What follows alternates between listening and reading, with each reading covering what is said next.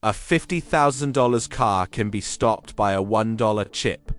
The car can be sitting at the end of the line, painted, assembled, almost ready to ship.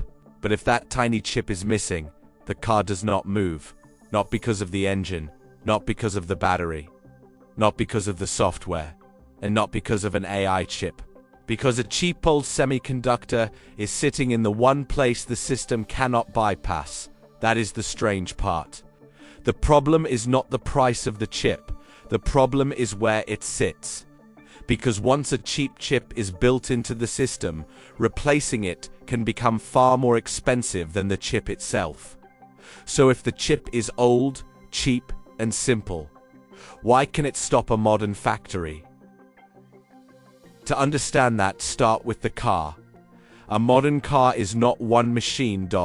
It is hundreds of smaller systems working together. Some of those systems run on chips that are not glamorous. Not AI chips. Not cutting-edge processors. Older chips doing basic jobs, but basic does not mean optional. By the time the car reaches production, that cheap chip is already part of the design. So the chip is cheap. But the system around it is not. That is why a $1 component can become the critical path for a $50,000 machine. And once you understand that, the real bottleneck is no longer the chip itself. It is the system that cannot easily replace it. This is how the trap forms. The chip starts as a component. Then it becomes an assumption. The module expects it. The wiring expects it. The software expects it. The supplier process expects it. And eventually, the production line expects it. That is when a cheap part stops behaving like a cheap part. It becomes part of the operating logic of the car. The system is no longer just using the chip. The system has been built around the idea that the chip will be there. That is why the chip does not need to be powerful. It only needs to sit in the wrong place. A small part becomes a bottleneck when everything around it is designed to wait for it. That is where the trap begins. The problem is not that the chip is advanced. The problem is that it is already embedded. Once a chip is inside a validated module, replacing it is not like replacing a screw. A different chip can behave differently. It can need different software. It can force new testing. It can create quality risk.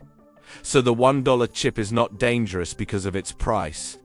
It is dangerous because of its position. The chip is cheap before it enters the system. After that, the dependency is expensive. That is why one missing component can stop a much larger machine. The factory is not waiting for a better chip. It is waiting for the chip the system already trusts. The production line is waiting for the exact part the system was designed to accept. And if the missing part is cheap, old, and simple, the obvious answer is to make more. But that is exactly where the industry breaks. The world talks about the chips at the frontier. AI chips. GPUs. Advanced processors. That is where the attention goes. That is where the prestige goes. That is where the urgency goes. But physical industry still runs on the boring layer. Cars need basic chips. Energy systems need basic chips. Defense equipment needs basic chips. These chips do not need to be the fastest. They need to be available, trusted, and already accepted by the system. That is the mismatch. The future gets the investment. The installed base gets the bottleneck. Old chips are easy to ignore. Until they are missing. Then the cheap component suddenly has leverage.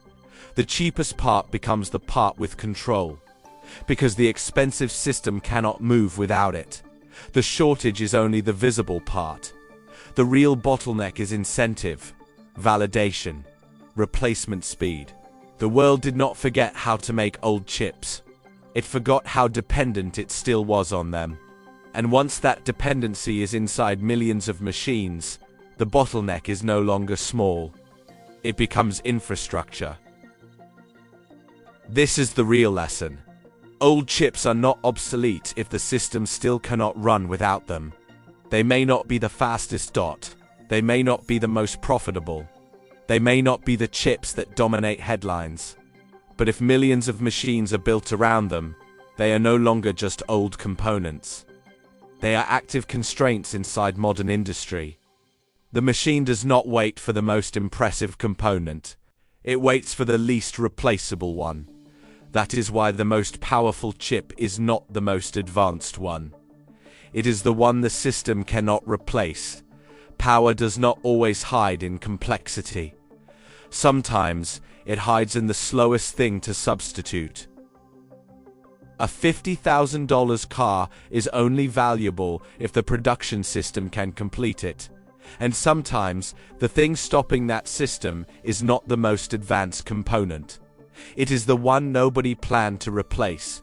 The future may run on advanced chips, but it can still be stopped by old ones.